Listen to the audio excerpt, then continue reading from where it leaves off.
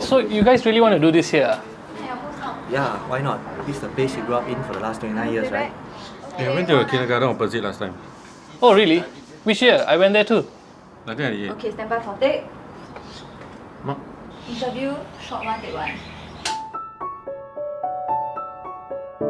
My Singapore story began 28 years ago when I first came to Singapore from Kerala with my family. I was only 2 years old then when we moved into this 5-room flat in Bishan. I was a really shy boy and being in a new environment didn't help. So I remember being asked by my teacher Madam Wong to give a speech to the entire school. Good morning. I tried to practice the night before, but it didn't help. The next day, I froze up completely on stage. I was damn embarrassed. I vowed that this would never happen again.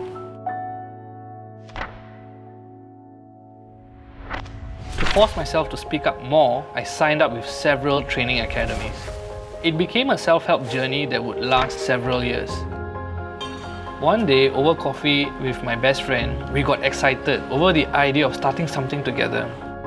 We were worried about being too young, but you don't need to be 65 years old to coach someone who is 16. That's when I had an epiphany. Why not use my own experience to inspire millennials like myself?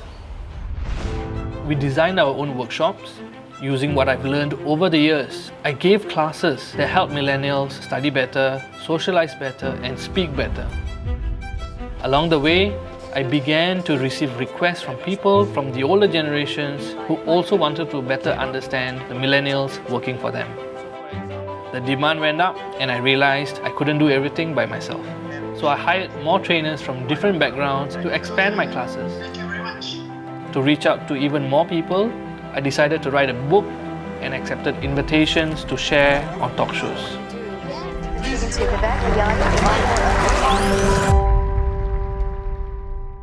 But there's nothing more precious than spending time with people who need it the most. Do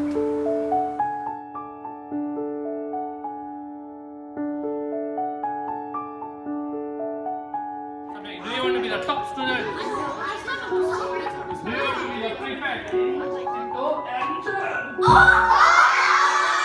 What I find most meaningful is to have reached out and made a difference to others, especially those who are less privileged or who might not have had the best start in life. I've also failed before. I've struggled in the education system here. I've failed my A-levels. But there are many pathways to success. As long as we put behind what's past and focus on the future and work towards our goals and dreams, anything is possible.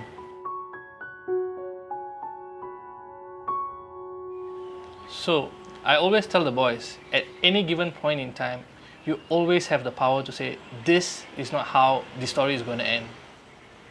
Okay, so maybe you can tell me now, last question for the day, how do you think that your Singapore story is going to end? Well, I just got married and I think the next stage for me is to find my own BTO flat and settle down and live happily ever after. Just a BTO flat? Just a BTO flat for now. They start thinking, what's really in it for me? What can I do now?